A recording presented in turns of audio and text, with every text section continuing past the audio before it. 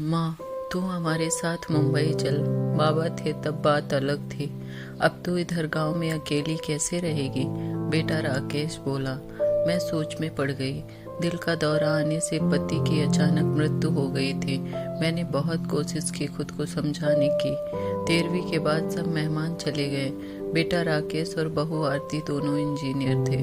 बेटा और बहू के साथ रहने मत जाना, ऐसी मेरी एक सहेली ने कहा था, क्योंकि कमाने वाली बहू को बूढ़ी सास जरा सी भी पसंद नहीं होती। तेरे वहां जाने से उनकी स्वतंत्रता में बाधा आएगी और वह तुझे ताना मार मार के तेरा जीना हराम कर देंगे। जाने दो, भाई जब जिंदा थे तब उन्होंने अपनी सारी प्रॉपर्टी अपने बेटे के नाम पर कर दी थी। ऐसी परिस्थिति में बेटा और बहू यह मकान बेच सकते हैं और घर के सब पैसे लेकर तुझे एक एक पैसों के लिए तरसाएंगे। बेटे और बहू के साथ जाने के अलावा मेरे पास दूसरा कोई विकल्प नहीं था। 65 साल की उम्र में मेरे घुटनों में दर्द की वजह से मुझे हमारा राशन दुकान चलाना भी आसान नहीं लग रहा था। 13वीं का पूरा खर्च बेटे ने उठाया, पर छोटे मोटे खर्च के लिए बेटे के सामने हाथ फैलाना मुझे पसंद नहीं था और हमने बचाए हुए थोड़े पैसे मुझसे खर्च हो गए थे। अब परिस्थिति ऐसी थी कि मेरे पास 50 रुपए भी नहीं थे और यह बातें सोचने में मैं राकेश को कोई उत्तर नहीं दे सकी। इतने में आरती बोली, माँ मुझे बताओ कि कौन सी साड़ी रखनी है, मैं आपकी बैग पैक कर रही हूँ। जब आरती ने ऐसा कहा तब मैं उसे कुछ कह नहीं पाई। चुप रहकर उनके साथ मुंबई आई। राकेश और आरती मेरा बहुत ख्याल रखते थे। हम सब साथ बैठकर खाना खाते। उनकी याद नहीं आनी चाहिए इसलिए दोनों मुझे बहुत खुश रखने का प्रयत्न करते थे। मेरा 7 साल का पोता सिद्धांत तो दादी दादी कहते हुए मेरे पीछे पीछे भागता था। मैंने कौन सी भी चीज मंगाई कि वह मुझे तुरंत ला कर देता था। ये सब देखकर मेरे मन को बहुत शांति मिली थी। मैं सोचने लगी कि लोग बेवजह ही आजकल के लड़के और लड़कियों को बदनाम करते हैं और कहते हैं कि बूढ़े माँ बाप का सम्मान नहीं करते, उनकी देखभाल नहीं करते। खासकर बहू कमाने वाली होगी तो सास को ठोकरों पर रखेगी। लेकिन मैंने देखा कि ये सारी सिर्फ बातें हैं। हर उंगली की तरह हर बहू सेम नहीं होती। आज सबके बाहर घूमने का प्लान बनाया था। हम सब मॉल में गए। उधर घूमते घूमते राकेश और आरती एक दुकान में कुछ खरीदने के लिए रुके। मैं और सिद्धांत थोड़ा आगे गए। आइसक्रीम की दुकान देखते ही सिद्धांत बोला, दादी मुझे आइसक्रीम खानी है। मेरे ऊपर जैसे ही बिजली गिरी, क्योंकि मेरे पास तो पैसे ही नहीं थे। दिन में कभी मुझे पैसों की जरूरत ही नहीं पड़ी। अभी क्या करें? मेरा उदास चेहरा देखकर सिद्धांत वापस बोला, ले दो ना प्लीज। माफ कर बेटा, मेरी पर्स मैं घर में भूल गई। मेरे ऐसे बोलते ही सिद्धांत मेरी तरफ एक अलग नजरों से देखने लगा। उसको लगा कि आइसक्रीम लेनी नहीं है इसलिए दादी बहाने बना रही हैं। पर मैं क्या कर सकती थी? मुझे खुद ही शर्म आ रही थी। मैं कैसी दादी हूँ जो अपने पोते के लिए आइसक्रीम भी नहीं लेके दे सकती। हमने बाहर ही खाना खाया।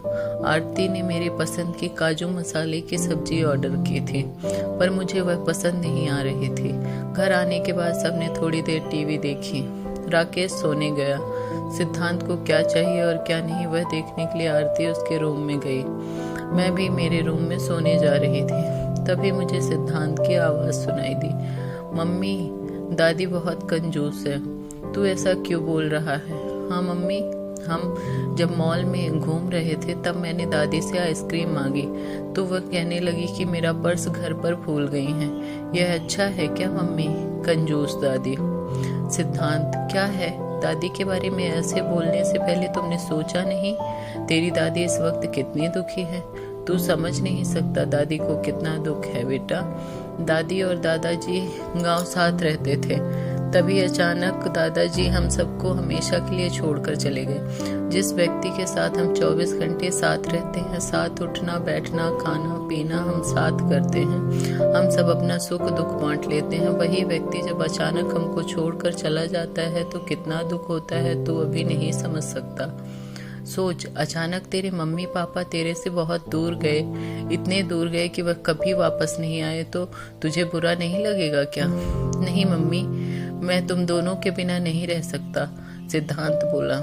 बेटा फिर सोच कि दादी बिना तेरे दादा के कैसे रहती होंगी। ऐसी परिस्थिति में वह अपना पर्स घर भूल गई होंगी। तूने उनको कंजूस कहा, उनका प्यार तुझे नहीं दिखा क्या? जब भी तुझे स्कूल से आने में 5 या 10 मिनट भी लेट हो जाता है, तब वह बालकनी में खड़ी रहकर तेरी राह देखती है। उनके घुटने दर्द करते हैं तभी भी। बेटा, किसी के बारे में अपनी राय बनाने से पहले उस व्यक्ति के दृष्टिकोण से सोचना चाहिए। यह बातें सुनकर मुझे मेरी बहू पर बहुत अभिमान हुआ। उसकी जगह मैं रहती तो कदापि मैं मेरे लड़के को इतना अच्छे से नहीं समझा पाती। दूसरे दिन सुबह राकेश ऑफिस गया और सिद्धांत तो स्कूल। आरती ऑफिस में जाते जाते मेरे हाथ में कुछ पैसे देने लगी। ये क्या है बेटा, मुझे पैसों की क्या जरूरत? मैं बोली। माँ, किसको कब पैसों की जरूरत पड़ जाए कह नहीं सकते।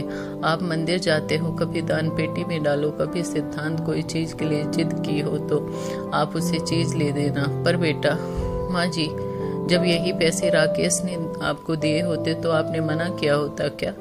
नहीं ना, आपकी बहू भी कमाती है तो आप अपनी बहू से पैसे क्यों नहीं ले सकती? आरती का कहना सुनकर मेरी आंख में आंसू आने लगे। जो मेरा बेटा नहीं समझ सका वह मेरी बहू ने समझा। मेरी बहू जैसे बहू सबको मिले। मैंने भगवान से प्रार्थना की, ऐसी बहू मुझे हर जन्म मिले। लोग बिना कारण कुछ कमाती बहुओं का दुर्व्यवहार देखकर सब कमाती हुई बहुओं को दोष देते हैं। कुछ बहुएं आरती जैसी समझदार, सुलझी और बड़ों का आदर करने वाली होती हैं। अगर आपको हमारी स्टोरी कमाने वाली बहू अच्छी लगी हो तो अपने दोस्तों के साथ भी शेयर कीजिए और कमेंट में ज़रूर बताइए कि कैसी लगी हमारी ये कहानी।